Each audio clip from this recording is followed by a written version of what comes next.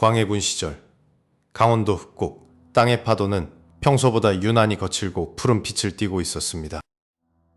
새로 부임한 현령 김백명은 마을의 형편을 살피기 위해 해안가 마을로 행차를 나섰습니다.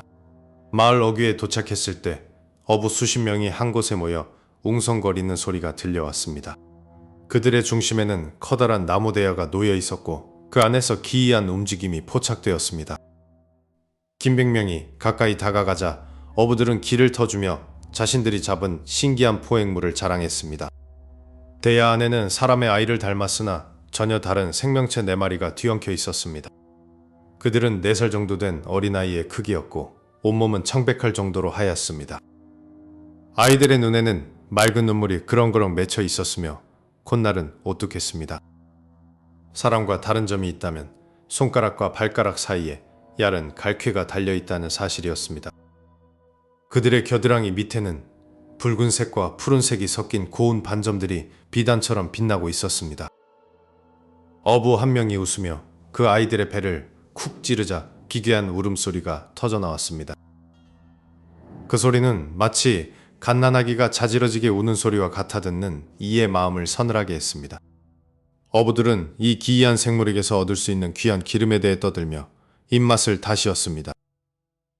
그들은 인어의 기름이 수십 년을 타오르는 귀한 등불의 재료가 된다는 소문을 믿고 있었습니다.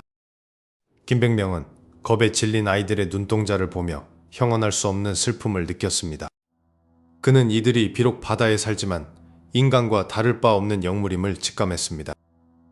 김백명은 어부들에게 이 아이들을 당장 놓아주라고 엄중히 명령했습니다. 어부들은 아쉬운 기색을 내비치며 투덜거렸으나 현령의 위험에 감히 거역하지 못했습니다. 김백명은 직접 대야를 들어 바닷물이 닿는 파도 끝자락으로 옮기게 했습니다. 물이 들어오는 시점에 맞춰 대야를 기울이자 어린 인어들이 바다로 쏟아져 들어갔습니다. 바닷물에 닿자마자 생기를 되찾은 그들은 꼬리, 지느러미를 힘차게 휘저었습니다.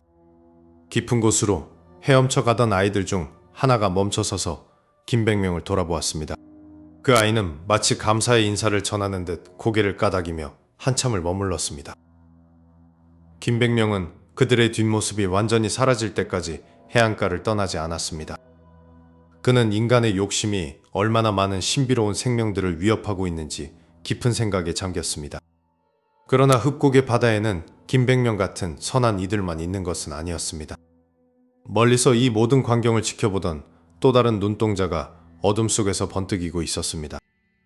그 눈의 주인은 인어의 가치를 오직 돈과 명예로만 계산하는 탐욕스러운 자였습니다. 조선의 역사 속에서 인어는 단순한 괴담을 넘어 실존의 기록으로 남겨져 왔습니다. 어우야담의 기록에 따르면 인어는 사람의 말을 알아듣지는 못하나 감정은 공유한다고 전해집니다. 김백명의 선행은 훗날 이 땅에 닥칠 거대한 재앙 속에서 유일한 위안이 될 사건이었습니다. 하지만 모든 인간이 그처럼 생명을 소중히 여기는 것은 결코 아니었습니다. 저 먼 해안의 그늘진 곳에서는 이미 또 다른 인어를 사냥하기 위한 그물이 던져지고 있었습니다. 바다는 평온해 보였으나 그 아래에는 죽음의 냄새가 서서히 퍼지기 시작했습니다.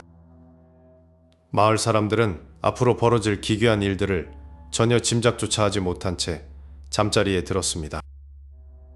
오직 파도 소리만이 인어들이 전하는 경고인 양 해안가를 때리고 있었습니다. 과연 김백명이 살려준 아이들은 무사히 자신들의 왕국으로 돌아갔을까요? 인어의 존재는 동양뿐만 아니라 서양에서도 늘 경외와 공포의 대상이었습니다. 그리고 그 경외심 뒤에는 항상 인간의 잔인한 야망이 숨어 있었습니다. 이제 이야기는 김백명의 자비와는 정반대의 길을 걸었던 한 남자의 탐욕으로 향합니다. 다음 장에서는 인어의 기름을 탐내어 제국을 영원히 밝히려 했던 자들의 기괴한 전설이 펼쳐집니다. 진시황릉에 꺼지지 않는 등불이 실제로 무엇으로 만들어졌는지 당신은 알고 있습니까? 고대 동아시아의 문헌들은 인어를 단순한 상상 속의 존재로만 치부하지 않았습니다. 산해경을 비롯한 수많은 기록에서는 인어를 인어 혹은 저인이라 부르며 그 생김새를 상세히 묘사했습니다. 서양의 인어가 아름다운 반인반수의 모습이라면 동양의 인어는 훨씬 더 기이하고 영물에 가까운 모습이었습니다. 기록에 따르면 이들은 사람의 목소리를 낼 줄 알았으며 때로는 구슬픈 울음소리를 내기도 했습니다. 그들이 흘리는 눈물은 바다에 떨어지는 즉시 진주로 변한다는 전설도 전해져 내려옵니다. 하지만 인어의 기록 중에서 가장 잔혹하고도 신비로운 이야기는 바로 그들의 몸에서 추출한 기름에 관한 것입니다. 중국 최초의 황제 진시황은 자신의 사후 세계를 위해 거대한 지하 궁전을 건설했습니다. 그 지하 궁전에는 영원히 꺼지지 않는 등불이 수천 개나 배치되었다고 사마천의 사기는 기록합니다. 수천 년 동안 불이 꺼지지 않게 만든 그 기이한 연료의 정체가 바로 인어의 기름이었습니다. 인어의 기름은 한번 불이 붙으면 수십 년, 아니 수백 년 동안 타오르는 특성이 있다고 믿어졌습니다. 황제는 자신의 영생을 상징하기 위해 무고한 바다의 생명을 학살하여 등불을 채웠던 것입니다. 조선의 기록들 역시 이러한 인어의 효능과 특징에 대해 침묵하지 않았습니다. 어우야담에 기록된 인어들은 사람의 피부보다 훨씬 하얗고 매끄러운 피부를 가졌다고 묘사됩니다. 그들은 물 밖으로 나오면 말 대신 낑낑거리는 아기 같은 소리를 내며 눈물을 흘렸습니다. 어부들은 그 기이한 모습에 겁을 먹으면서도 인어의 고기나 기름이 가진 가치에 눈독을 들이곤 했습니다. 어떤 기록에서는 인어의 기름을 바르면 평생 늙지 않는 불로장생의 꿈을 이룰 수 있다고도 전합니다. 이러한 소문들은 인간의 가장 추악한 본성인 탐욕을 자극하기에 충분했습니다. 바다의 신비로운 존재는 인간들에게는 그저 비싼 값에 팔리는 진귀한 재료일 뿐이었습니다. 하지만 인어를 건드린 자들에게는 반드시 그에 상응하는 대가가 따른다는 경고도 잊지 않았습니다. 인어는 바다의 영혼과 연결되어 있어 그들을 해치는 것은 곧 바다의 진노를 사는 것과 같았습니다. 진시황릉의 등불 역시 영원히 타오르며 도굴꾼들을 저주한다는 소문이 무성했습니다. 등불에 기름이 타면서 내뿜는 연기가 환각을 일으키거나 침입자의 생명을 갉아먹는다는 것입니다. 이러한 기괴한 기록들은 시간이 흘러 조선의 한 고을에서도 현실로 나타나기 시작했습니다. 김백명 현령처럼 자비로운 관리도 있었지만 모든 이가 그와 같지는 않았습니다. 새로 부임한 군수 김해천은 인어의 전설을 듣고 다른 생각을 품기 시작했습니다. 그는 바다의 보물인 인어를 잡아 그 기름과 진주를 차지하겠다는 야욕에 사로잡혔습니다. 김해천은 관내의 모든 어부들을 소집하여 인어를 잡는 자에게 큰 상을 내리겠다고 공표했습니다. 하지만 거친 바다에서 인어를 찾는 일은 쉽지 않았고 그의 인내심은 바닥을 드러냈습니다. 그러던 어느 날 김해천은 고을 근처의 거대한 민물못에 바다와 연결된 비밀 통로가 있다는 이야기를 듣게 됩니다. 그 못은 너무나 깊어 바닥을 알 수 없었으며 마을 사람들은 그곳을 신성시하며 접근을 꺼렸습니다. 김해천은 그 못 안에 숨어있을 인어와 물고기들을 한꺼번에 잡아들일 잔인한 묘책을 떠올렸습니다. 그것은 바로 못 전체에 독을 풀어 모든 생명을 질식시키는 것이었습니다. 부하들은 산천의 신령이 노할 것이라며 만류했지만 탐욕에 눈이 먼 군수의 귀에는 아무것도 들리지 않았습니다. 드디어 수백 가마니의 독초와 약재가 못 안으로 쏟아부어지기 시작했습니다. 맑았던 연못의 물은 순식간에 검게 변하며 죽음의 냄새를 풍기기 시작했습니다. 물속에서 숨을 쉬지 못한 수만 마리의 물고기들이 하얀 배를 드러내며 떠올랐습니다. 하지만 김해천이 진정으로 찾던 것은 그 흔한 물고기들이 아니었습니다. 그는 물 한 개 사이로 서서히 떠오르는 거대한 무언가를 발견하고 숨을 멈췄습니다. 그것은 물고기라기에는 너무나도 사람을 닮은 길고 검은 머리카락을 가진 존재였습니다. 죽어버린 인어의 거대한 시신이 떠오르는 순간 맑았던 하늘에서는 마른 번개가 치기 시작했습니다. 인어의 눈은 감기지 않은 채 군수 김해천을 향해 원망 섞인 시선을 던지는 듯 했습니다. 탐욕으로 얻은 보물은 이제 재앙이 되어 그를 덮칠 준비를 마쳤습니다. 과연 이 죽은 인어의 사체에서 추출한 기름이 그에게 영생을 가져다 줄 수 있을까요? 아니면 진시황의 등불처럼 그의 영혼을 영원한 어둠 속에 가두게 될까요? 이제 고을에는 인어의 비명보다 더 끔찍한 비극이 시작되려 하고 있습니다. 고을의 새로운 주인으로 부임한 김해천은 도착한 첫날부터 관청의 재물을 살피기 시작했습니다. 그는 백성들의 안위보다는 오직 자신의 주머니를 채울 궁리에만 몰두하는 자였습니다. 그러던 어느 날 김해천의 시선은 관아 뒤편에 자리 잡은 거대한 민물 못에 머물게 되었습니다. 그곳은 바닷물과 민물이 교차하며 기이한 기운을 내뿜는 천연의 수로였습니다. 최근 몰아친 거센 폭풍우는 바다의 수많은 생명을 이 좁은 못 안으로 밀어 넣었습니다. 김해천은 수면 위로 펄떡이는 물고기들의 은빛 비늘을 보며 그것을 모두 돈으로 환산했습니다. 저 수많은 물고기를 단번에 잡아들인다면 평생 먹고 살 재물을 모을 수 있으리라 확신했습니다. 하지만 그물을 던져 하나하나 잡아 올리기에는 그의 인내심이 턱없이 부족했습니다. 그는 더 효율적이고 더 잔인하며 더 확실한 방법을 고민하기 시작했습니다. 김해천은 신복을 불러 아무도 모르게 독초인 여로를 대량으로 구해오라고 명했습니다. 여로의 뿌리에서 추출한 독은 아주 소량으로도 생명체의 숨통을 끊어버리는 맹독이었습니다. 그의 계획은 못에 독을 풀어 모든 생명을 질식시킨 뒤 떠오르는 것들을 챙기는 것이었습니다. 이 소문을 들은 고을의 노인들은 천벌을 받을 짓이라며 김해천을 만류했습니다. 이 못에는 바다의 신령이 깃들어 있으니 함부로 살생을 저질러서는 안 된다는 경고였습니다. 하지만 권력에 취한 김해천에게 백성들의 미신 섞인 충고는 소음일 뿐이었습니다. 그는 오히려 노인들을 관가로 끌고 가 곤장을 치며 입을 막아버렸습니다. 고을에는 불길한 침묵이 내려앉았고 사람들은 외출조차 삼가게 되었습니다. 그날 밤 못가에서는 평소에 들리지 않던 기괴한 물소리가 밤새도록 울려 퍼졌습니다. 김해천은 잠도 자지 않고 독액이 가득 찬 항아리들을 확인하고 또 확인했습니다. 드디어 거사가 예정된 날의 새벽이 밝아왔고 하늘은 유난히 낮게 가라앉아 있었습니다. 김해천은 관군들을 동원하여 못의 입구를 완전히 봉쇄하라고 지시했습니다. 그는 직접 독 항아리를 들고 물가로 다가가 검은 액체를 쏟아부을 준비를 마쳤습니다. 갑자기 바람의 방향이 바뀌더니 썩은 고기 냄새와 같은 악취가 코끝을 찔렀습니다. 그러나 김해천은 그것을 물고기들이 이미 죽어가는 징조라며 오히려 기뻐했습니다. 첫 번째 항아리가 뒤집히자 진득한 독액이 맑았던 못의 물속으로 빠르게 퍼져나갔습니다. 수면 위로 거품이 일기 시작하며 평화롭던 수중세계는 순식간에 지옥으로 변했습니다. 작은 물고기들이 먼저 경련을 일으키며 하얀 배를 드러낸 채 떠오르기 시작했습니다. 김해천은 그 광경을 보며 마치 보석을 줍는 아이처럼 환호성을 질렀습니다. 물가로 밀려온 수천 마리의 생명들은 마지막 숨을 헐떡이며 비참하게 죽어갔습니다. 그런데 못의 가장 깊은 중심부에서 거대한 소용돌이가 일어나기 시작했습니다. 그것은 단순한 물의 흐름이 아니라 무언가 거대한 존재가 요동치는 것과 같았습니다. 주변을 지키던 군졸들은 겁에 질려 뒷걸음질 치며 서로의 얼굴을 바라보았습니다. 김해천은 도망치는 이들을 꾸짖으며 더 큰 물고기가 나올 것이라며 소리쳤습니다. 하지만 물속에서 들려오는 소리는 물고기의 펄떡임이 아니라 여인의 구슬픈 울음소리 같았습니다.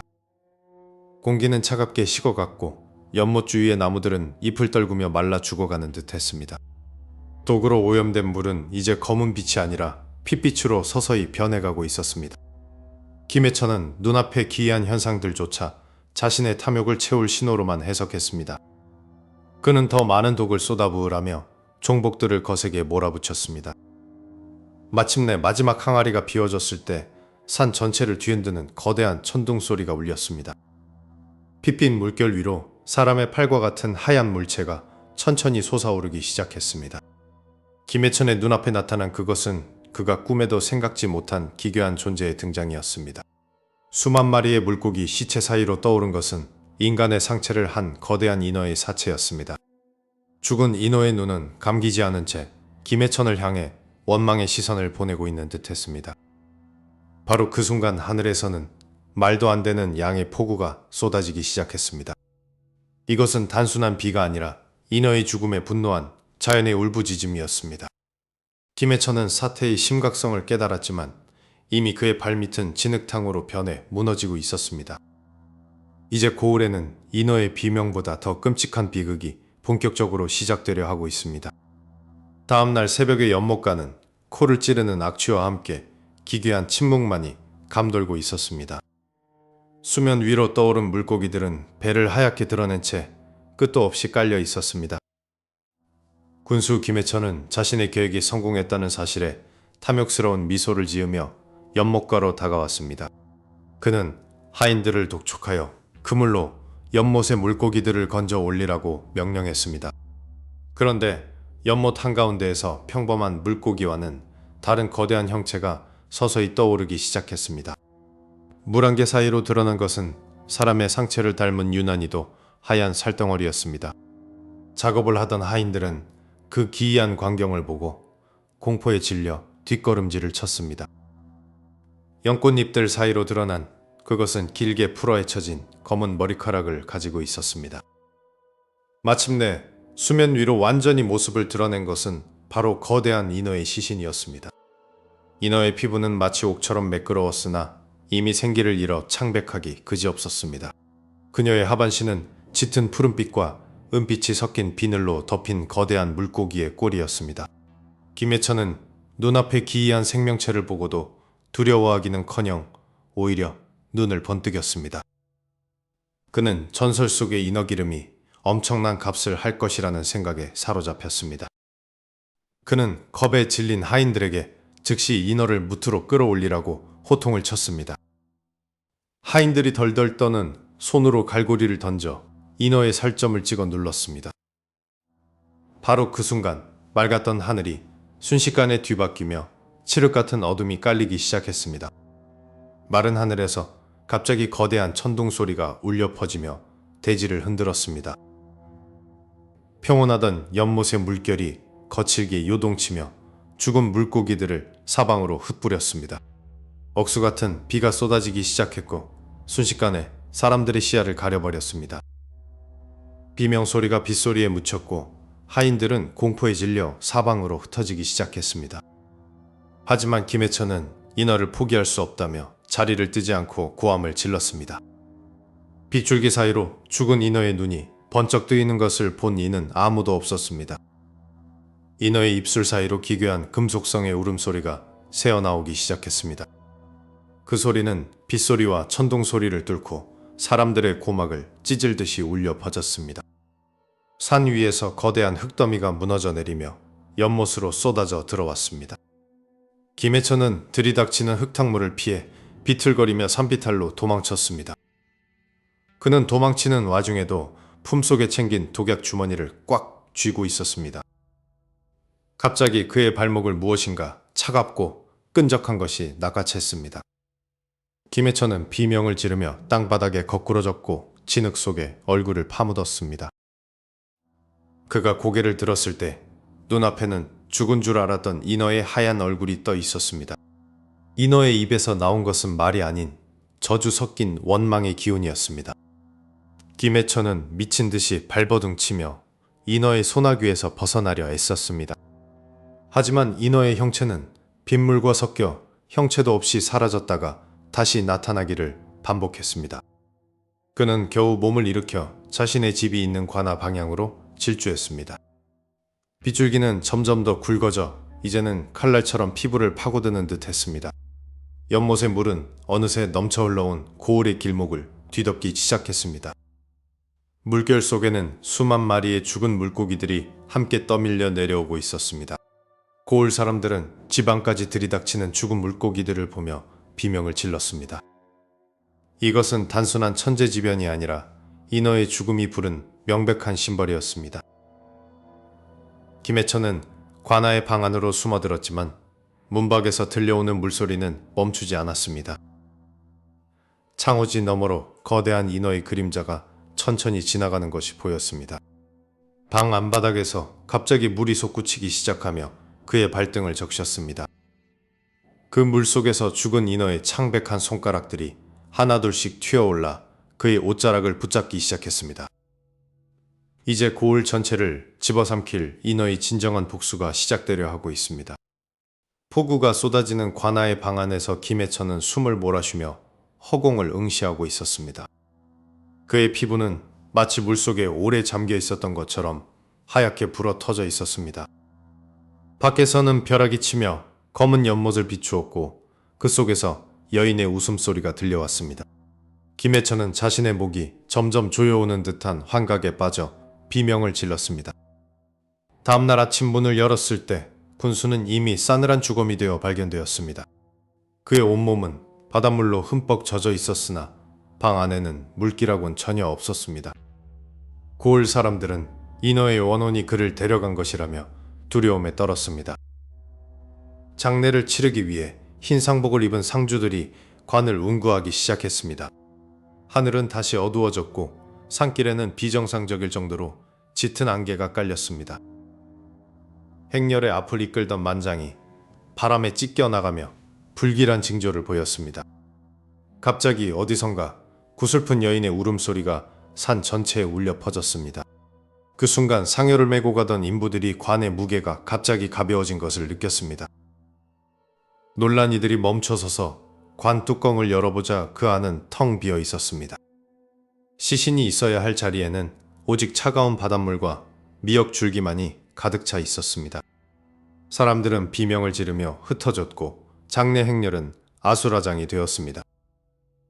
멀리 떨어진 해안가 절벽 위에서 누군가 그 광경을 지켜보고 있었습니다. 그것은 죽은 줄 알았던 흰 인어가 바다를 향해 마지막 눈물을 흘리는 모습이었습니다. 인어는 바닷속으로 유유히 사라졌고 그 뒤로 파도가 시신을 삼키듯 몰아쳤습니다. 세월이 흘러 김해천의 이름은 고을에서 지워졌고 인어의 연못만이 남았습니다. 한편 자비로웠던 현령 김백명의 가문은 대대로 복을 받으며 번창했습니다. 사람들은 그것이 인어들을 살려준 보답이라 믿으며 입에서 입으로 전했습니다. 자연은 인간에게 때로는 한없이 베풀지만 탐욕에는 반드시 그 대가를 묻습니다. 지금도 비가 오는 밤이면 흡곡의 바닷가에선 인어의 노래가 들린다고 합니다. 어부들은 그 소리가 들리면 그물을 거두고 서둘러 집으로 향합니다. 그것은 혹여라도 인어의 분노를 다시 살까 두려워하는 조심스러운 마음 때문입니다. 조선의 기록 속에 남겨진 인어들은 단순한 괴물이 아닌 자연의 수호자였습니다. 그들은 선한 자에게는 기적을 보여주었고 악한 자에게는 심판을 내렸습니다. 탐욕에 눈이 멀었던 김해천의 최후는 오늘날 우리에게도 깊은 경종을 울립니다. 이제 거센 비바람이 잦아들고 바다 위로 고요한 달빛이 차오릅니다. 깊은 바다 속 어딘가에서 인어들은 여전히 우리를 지켜보고 있을지도 모릅니다. 죽어간 수만 마리의 물고기들과 인어의 원혼은 마침내 안식을 찾았습니다. 기이했던 조선 팔도의 인어 이야기는 여기서 끝을 맺습니다. 우리가 잊고 지냈던 수많은 신비가 여전히 자연의 품 안에 살아 숨쉬고 있습니다. 인간의 욕망이 닿지 않는 곳에서 그들은 그들만의 세계를 지켜가고 있을 것입니다. 이 이야기가 전하는 경고를 우리는 결코 가벼이 여겨서는 안 됩니다. 바다는 오늘도 변함없이 푸른 빛으로 우리를 맞이하고 있습니다. 하지만 그 평온함 아래 무엇이 숨겨져 있을지는 아무도 알 수 없습니다. 선한 의지만이 그 신비로운 세계로 들어가는 유일한 열쇠일 것입니다. 이제 모든 원망과 미움은 거품이 되어 파도와 함께 멀어집니다. 기이하고도 슬픈 조선의 인어 전설, 그 마지막 장을 여기서 덮습니다.